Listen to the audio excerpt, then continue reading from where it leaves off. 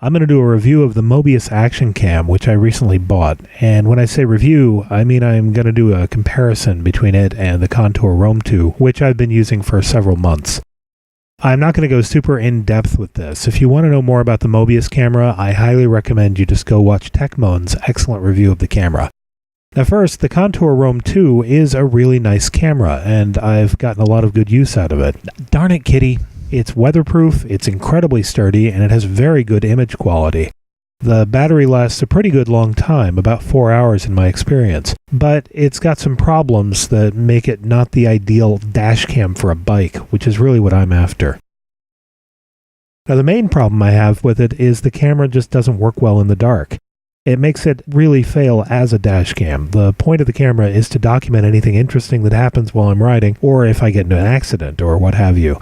And if it can't record once it's gotten a bit dark, there's no point. I might as well just turn it off when it gets dark, and I often do. Now I should clarify, I'm not expecting it to work as a night vision camera. I just want it to work reasonably well under streetlight conditions, and it doesn't. Another issue is, although it does have a nice long battery life, as I mentioned, I often ride longer than the battery will last. Sometimes I'll ride for 8 hours, and it's really irritating when the camera dies halfway through the ride.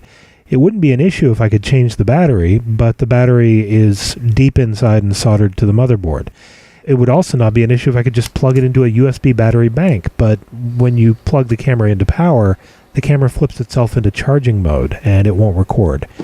Apparently there's a cable I can buy from Contour that will do that, but I'm really frustrated that they want me to spend an extra $30 on a special cable, when other cameras will do it with a standard cable. It's just annoying. So this brings me to why I purchased the Mobius. It seems to be a nice little camera that doesn't have those problems. As you can see here, the video quality is very similar to the Contour. I think the colors look a little better on the Contour when you're looking at the sunlight, but really the difference is negligible. I'm pretty satisfied with either one. They both look fantastic. Now if I go inside and look at some bright colors, you can see the way the two cameras handle lighting is very different. And I have to say, I like the way the Mobius handles it a lot better. It's doing a great job of white balancing the image. The colors look bright and accurate, while with the Contour, everything's kind of yellow.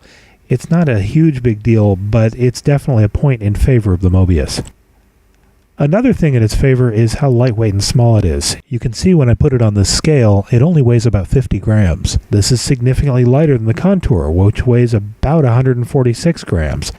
It might not seem something that lightweight would matter, but when the camera is attached to your helmet, you can definitely feel the difference in the weight. Also, just look at the size difference. I'm not saying the Contour is a large camera, it's definitely not, but it does kind of scream, "I've got a camera on my head," which a few people have disliked as I've ridden around with it. The Mobius is much smaller and much less obtrusive. Now, how about some of the downsides of the Mobius? One of them is, although it does have LEDs to show the different modes and functions, when the camera is mounted on my helmet, I can't see them, so I can't tell if it's working or not. It doesn't make any noise, it doesn't have any haptic feedback, it just has a couple of LEDs that blink different colors.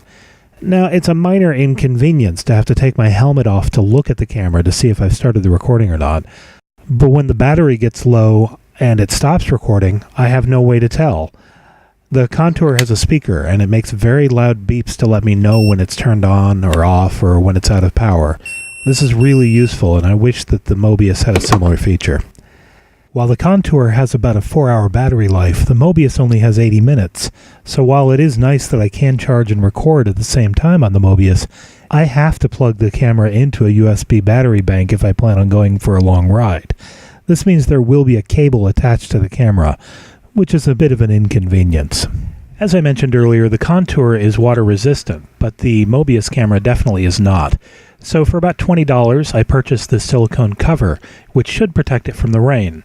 It slips over the camera, like you see here, and there are little plastic lens inserts that will go into this hole here. Unfortunately, the lenses are very small and clear, and they come in a tiny little Ziploc bag. And I've lost all of the ones it came with, so I won't be able to test the cover until I get more. It seems like a good enough design though, and I have no reason to think it wouldn't work. Unfortunately, when it's attached, it covers up the USB and micro SD card slots. This means I can't access them while it's on, and it means, more importantly, that I'm not going to be able to connect the camera to external power as long as it's raining, which means if it starts to rain, I have about 80 minutes before I have to turn off the camera.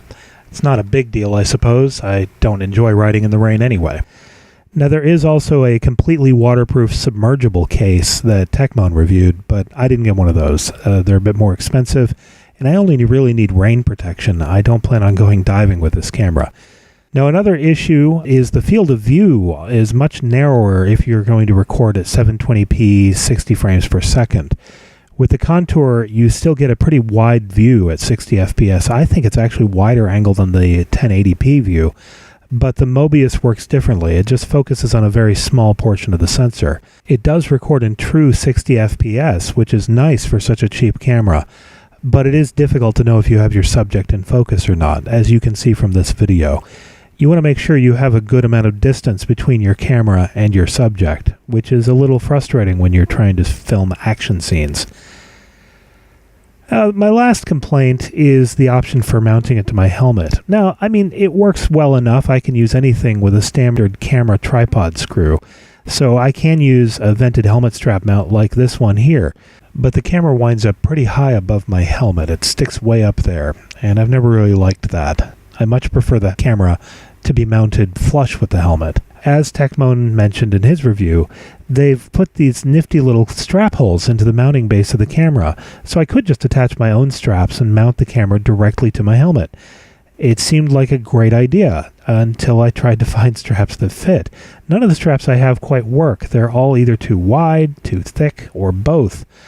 I finally managed to get this strap to work, but I really had to force it through with a pair of pliers. The good side of that is that because it fits so tightly in there, I didn't have to add any sort of fastener. The friction of the strap in the narrow slots is enough to keep the camera in place pretty well. And that's good because there wasn't any room for the fastener either. So there you have it. That's my review. This is a nifty little camera. It does have a lot of nice features. They clearly put a lot of thought into it. But there are some trade-offs, and these are issues that I think result from it being so inexpensive and so small. But for the cost, I just don't think you can beat it. It's a pretty good little camera.